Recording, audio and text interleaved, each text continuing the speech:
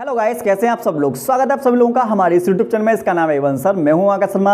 आज आप लोगों के लिए एक बार फिर से एक नए सैंपल पेपर के साथ आए हैं और आज हम आपको इस सैंपल पेपर के जो इंपोर्टेंट क्वेश्चंस हैं उनके बारे में हम आज डिस्कस करने वाले हैं। इसमें आज आपको मोस्ट इंपोर्टेंट क्वेश्चंस देखने को मिलेंगे और हर एक सैंपल पेपर में आपको नई नई जानकारी मिलती है, नए नए क्वेश्चंस देखने को मिलते हैं। बस आप इन 10 सैंपल पेपर को सॉल्व करके चले जाओ, इनके क्वेश्चन के आंसर याद करके चले जाओ। मैं 101% कह रहा हूं, अगर आप लोगों ने ऐसा कर लिया तो आप लोगों के 85 से लेकर 90 नंबर कहीं भी नहीं गए। कुछ भी काम नहीं करना, बस आपको एक काम करना है। बायोलॉजी शॉर्ट नोट्स में जो चैप्टर वाइज वीडियो दे रखे हैं वो वीडियो आप लोगों को याद होनी चाहिए अच्छे तरीके से। उसके बाद में सैंपल पेपर में जो क्वेश्चंस आप लोगों को दिखाई दे रहे हैं, ठीक है ना, इन क्वेश्चंस को आप लोगों को क्या काम करना है, जो याद है वो अच्छी बात है, जो याद नहीं है आप नोट्स में से या फिर मॉडल में से इन्हें अच्छे तरीके से याद कर लीजिए। उसके बाद आप पेपर में जाओगे ना तो पेपर में हर एक क्वेश्चंस आप लोगों को मेरी वीडियो में से, मेरे टेस्ट में से, सैंपल पेपर में से ही दिखाई देगा, उससे बाहर पेपर नहीं आने वाला, ठीक है ना। अब हम चलते हैं क्वेश्चंस की तरफ, ज़्यादा टाइम वेस्ट नहीं करेंगे। अगर आप लोगों ने चैनल सब्सक्राइब नहीं किया तो चैनल को सब्सक्राइब कर दीजिए, बेल आइकन नहीं दबाया तो बेल आइकन दबा दीजिए और ज़्यादा से ज़्यादा लोगों तक शेयर कर दीजिए। आप लोग लाइक करते हो, कमेंट करते हो, ये तो मुझे पता है, लेकिन शेयर नहीं करते, ये भी बात मुझे पता है। तो ऐसे जो ज़रूरतमंद हैं जिनके पास पैसा नहीं है, फीस नहीं है, तो उनके पास इसे शेयर कर सकते हैं, जिससे उन लोगों को भी फायदा मिल सके। चलो चलते हैं अब ऑब्जेक्टिव प्रश्न की तरफ। भारतीय भ्रूण विज्ञान के जनक कौन है? तो भारतीय भ्रूण विज्ञान के जनक जो हैं प्रोफेसर पंचानन महेश्वरी हैं, इन्हीं को पी महेश्वरी भी कहा जाता है।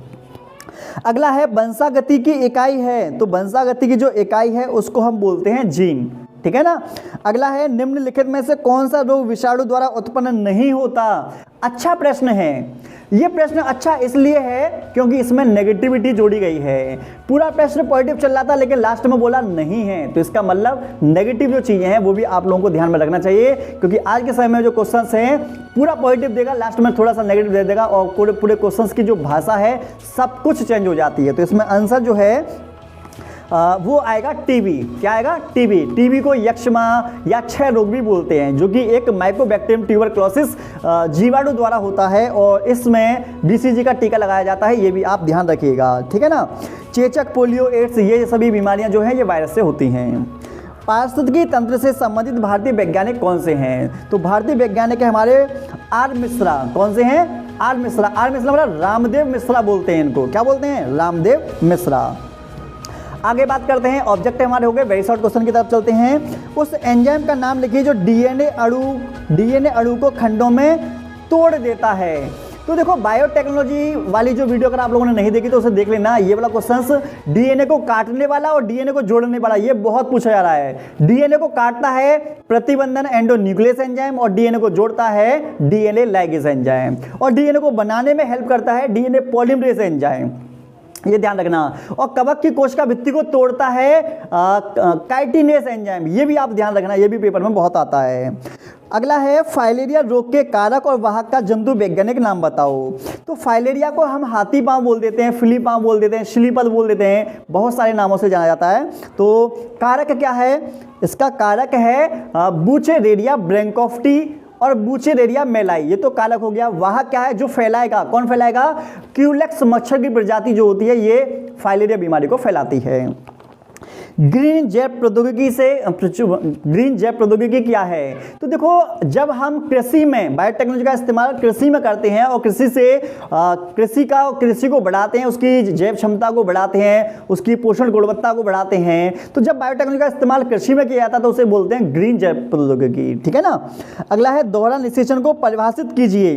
तो आप लोगों को पता होगा कि भ्रूण कोश के अंदर दो द्वितीयक केंद्रक होते हैं, एक अंड है, ठीक है, और ऊपर पराग नलिका में दो नर केंद्रक होते हैं। ये एक नर केंद्रक अंडकोशिका के साथ और दूसरा नर केंद्रक द्वितीयक केंद्रक के साथ निषेचन करता है। तो भ्रूण कोश में निषेचन की क्रिया होती है 2 बार। कितनी बार होती है? 2 बार, उसी को बोलते हैं दोहरा निषेचन। अगला है पारजीनी जंतु क्या है? तो पारजीनी जंतु क्या है? ऐसा जंतु जिसके डीएनए में परिवर्तन किया जा चुका है, जिसके कारण उसके फिनोटाइप में परिवर्तन हो चुका है, उसी को हम बोलेंगे पारजीनी जंतु। जब हम किसी के जैसे जीवाणु के डीएनए को हमने क्या किया, उस चेंज किया, तो उसे बोलेंगे पारजीनी जीवाणु।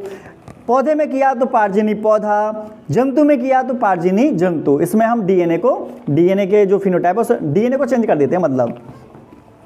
कार्पस ल्यूटेम क्या है, टिप्पणी कीजिए। तो कार्पस ल्यूटेम अंडाशय के अंदर पाई जाने वाली एक विशेष प्रकार की अस्थायी संरचना होती है, और ये जो संरचना है इससे प्रोजेस्टेरोन हार्मोन निकलता है, और वो प्रोजेस्टेरोन हार्मोन जो होता है गर्भाशय के अंदर की जो लेयर है उसको सही सलामत बनाकर रखता है, जिसके कारण निषेचित अंडाणु गर्भाशय में आसानी से स्थापित हो सके। ठीक है, अगला है निभागीय निषेचन का नामांकित चित्र बनाइए। तो इसमें डायग्राम बना देना।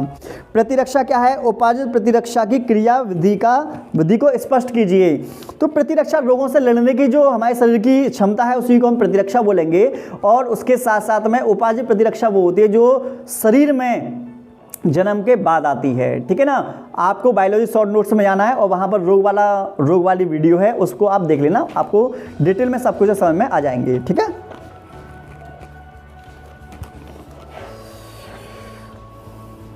आगे बढ़ते हैं। आगे है प्लाज्मिड डीएनए और गुणसूत्री डीएनए में अंतर बताइए। तो प्लाज्मिड डीएनए गुणसूत्री डीएनए में अंतर ऑलरेडी बायोलॉजी शॉर्ट नोट्स में बता चुका हूं, वहां से आप देख लेना। टर्नर सिंड्रोम क्या है, मोस्ट इंपोर्टेंट है, AAXO करके आता है। ये टर्नर सिंड्रोम जो होता है ना, इसमें एक लिंग गुणसूत्र की कमी हो जाती है। टोटल गुणसूत्र इसमें जो होते हैं 45 होते हैं। जो महिलाएं होती हैं, वो महिला जो होती है ना इसमें वो होती हैं बांझ महिलाएं होती हैं। शरीर का विकास अविकसित होता है, अंडाशय जो होता है वो अविकसित हो जाता है, मंद बुद्धि की ये महिलाएं होती हैं। ठीक है ना, अगला है क्लाइनेफेल्टर सिंड्रोम किसे कहते हैं, यह कैसे बनते हैं, ऐसे मनुष्य में जिनमें ये उपस्थित होते हैं उनके लक्षण बताइए। मतलब क्लाइनेफेल्टर सिंड्रोम के बारे में आप लोगों को बताना है। देखो ये चीज 2-3 है ये जो सबसे ज़्यादा इंपॉर्टेंट है। Turner syndrome most important, Down syndrome most important, Klinefelter syndrome most important. इन तीनों में से कोई ना कोई एक आपको देखने को मिल जाता है। कभी कभी दो भी या तीनों पेपर में आ जाते हैं, तो इनको आप अच्छे से याद करके जाना। अगला है मानव जीनोम प्रोजेक्ट पर टिप्पणी कीजिए। मोस्ट इंपोर्टेंट है ह्यूमन जीनोम परियोजना। तो आपको इसको पढ़ के जाना है। आपको कहाँ मिलेगा, जेनेटिक्स वाली वीडियो मिल जाएगा, देख लेना। जैव उर्वरक क्या है, कृषि में इनका क्या महत्व है। तो जैव उर्वरक जो हैं वो हैं जो जीवों से उत्पन्न होते हैं, जैव उर्वरक हैं। ठीक है ना, जैसे कंपोस्ट खाद वगैरह बना लेते हैं हम, सने वगैरह जो होती है उसको हम खेतों में जुतवा देते हैं, साइनोबैक्टीरिया वगैरह होते हैं, नीले हरे सवाल जो होते हैं, नाइट्रोजन का स्थिरीकरण करते हैं, ये सब चीज़ें आ जाती हैं। अगला है मलेरिया परजीवी के जीवन चक्र का स्वच्छ व नामांकित चित्र बनाना है। तो इसका डायग्राम मैं आप लोगों को स्क्रीनशॉट लगाकर दे दूंगा, एक बार देख लेना और प्रैक्टिस कर लेना। बायोरिएक्टर पर संक्षिप्त वर्णन कीजिए। तो बायोरिएक्टर के बारे में आपको जानना है तो आप हमारे जाइए बायोलॉजी शॉर्ट नोट्स में, वहाँ पर बायोटेक्नोलॉजी वाली वीडियो मिल जाएगी, उस वीडियो को देखना। 10 नंबर की वीडियो है, उस वीडियो में बायोरिएक्टर मिल जाएगा, उसके साथ साथ और भी बहुत सारे क्वेश्चंस देखने को मिल जाएंगे। अगला है चिकित्सा सगर्भता समापन, MTP पर वर्णन करना है। तो MTP medical termination of pregnancy बोलते हैं। 1971 में भारत सरकार ने इस पर रोक लगा दी है, और इसके बारे में डिटेल जानकारी चाहिए तो बायोलॉजी शॉर्ट नोट्स में जाओ, वहाँ पर आपको मानव जन स्वास्थ्य की वीडियो मिल जाएगी, वहाँ पर आपको जानकारी दे देंगे। DNA उंगली छापी पर वर्णन करना है। तो DNA फिंगरप्रिंट के बारे में बताना है। प्रतिबंधन एंजाइम पर टिप्पणी करो, मोस्ट इंपोर्टेंट है, ये आप लोगों को मिल जाएगा। प्रतिबंधन एंजाइम बायोलॉजी शॉर्ट नोट्स में जाएंगे, बायोटेक्नोलॉजी वाली वीडियो मिल जाएगा। जीन थेरेपी पर टिप्पणी कीजिए, मोस्ट इंपोर्टेंट है, बहुत ज़्यादा पूछा जा रहा है, याद करके जाइएगा। जैव प्रौद्योगिकी का मानव स्वास्थ्य के क्षेत्र में अनुप्रयोग बताइए, काफ़ी इंपोर्टेंट है, इसको भी याद करके जाना। परभक्षी पर टिप्पणी कीजिए, परभक्षी मतलब शिकार वगैरह जो होते हैं उसके बारे में बताना है।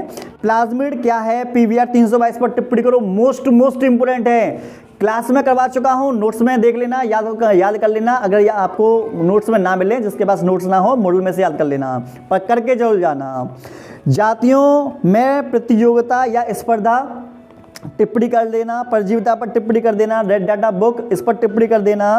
तो आपको बता दें, रेड डाटा बुक, परजीविता कुछ भी काम नहीं करना, आप लोग को जाना जीव और समष्टि वाली वीडियो में बायोलॉजी शॉर्ट नोट से मिल जाएगी, उस वीडियो को आप ध्यान से देखना। उस वीडियो में आपको पूरी डिटेल में सब कुछ समझाई गई है, 14 नंबर की वीडियो है, वहां पर देख लेना। अगला है बायोगैस क्या है, एक प्रारूपी बायोगैस संयंत्र का चित्र की सहायता से वर्णन कीजिए। इससे पहले वाले सेट में भी बायोगैस दिया गया था। अगला है पर परागण क्या है, इसके लाभ और हानि के बारे में बताइए। तो अच्छा प्रश्न है। अगला है अनुवांशिकी क्या है, मेंडल के पृथक्करण के नियम, स्वतंत्र अभिव्यंजन के नियम की व्याख्या कीजिए। डीएनए पैकेजिंग क्या है, इसके महत्व को समझाइए। इस तरीके से बहुत सारे क्वेश्चंस हमने आप लोगों को समझा दिए हैं। आप लोगों को क्या काम करना है, इनमें से जो जो क्वेश्चंस आप लोगों को समझ में आ रहे हैं उनको डायरेक्ट आप लोग याद करेंगे और नोट्स में से याद करेंगे। वीडियो को हमेशा ध्यान रखना, वीडियो को 2 बार देखा करो, एक बार में आप लोगों के समझ में नहीं आएगी, 2 बार वीडियो देखा करो, ठीक है ना। उसके साथ साथ में आपको क्या काम करना है, एक मैं आप लोगों के लिए होमवर्क दे रहा हूं, बताना है इसका आंसर क्या होगा। भारत का प्रथम राष्ट्रीय उद्यान कौन सा है, इसका आंसर आप मुझे कमेंट सेक्शन में बताएंगे। दुधवा राष्ट्रीय उद्यान, काजीरंगा राष्ट्रीय उद्यान, कार्बेट राष्ट्रीय उद्यान या कान्हा राष्ट्रीय उद्यान, इसमें क्या आंसर आएगा ये आप हमें कमेंट करके बताइएगा। उसके साथ में वीडियो को आप अपने व्हाट्सएप पर शेयर कर सकते हो, अपने स्कूल के ग्रुप में शेयर कर सकते हो। जो बायोलॉजी वाले बच्चे हैं ज़्यादा से ज़्यादा शेयर किया करो, जिससे कि ये जिन लोगों की तैयारी नहीं हुई है, जिन लोगों की स्टडी कमजोर है, वो अपने स्टडी को और भी ज़्यादा बूस्ट कर सकें, ठीक है ना। ऐसा नहीं है कि आपने वीडियो देख लिया, आपका काम हो गया, बस बात खत्म, अपने तक सीमित मत रखा करो। हम जब आप लोगों के लिए वीडियो बना रहे हैं, मतलब कोई बच्चा देख सकता है, तो आप लोगों का भी कर्तव्य है कि और दूसरे लोगों को इस वीडियो को आप शेयर किया करें, ठीक है ना। मिलते हैं नेक्स्ट वीडियो में।